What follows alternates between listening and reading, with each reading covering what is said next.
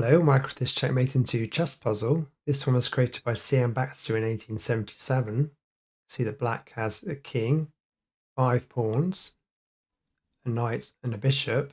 White has the king, 2 rooks, a bishop, 3 pawns, 2 knights, and a queen.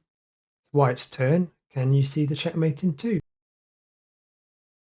can get a checkmate in 3 but not 2 by taking the knight with your knight.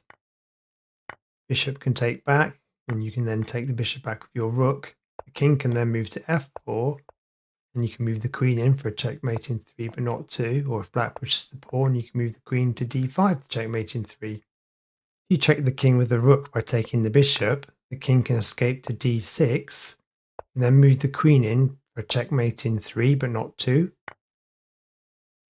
can get a checkmate in 3 by moving the king to b5. Black could move to d6, the queen can then check the king. Black has to block with the pawn, but then you can take that to checkmate in 3, but not 2. Moving the king to b7 also gives quite a nice checkmate in 3. Black can move the knight to f6.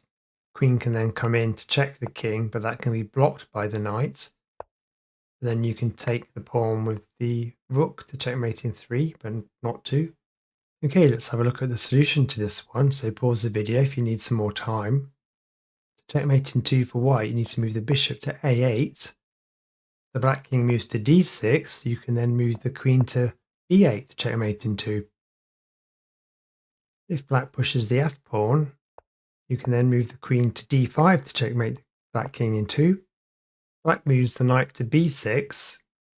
You can then move the queen to e3 to checkmate in 2. And if black moves the knight to f6, the queen can again move to b8 to checkmate in 2. That's it for this puzzle. Please like and subscribe, and I'll see you next time.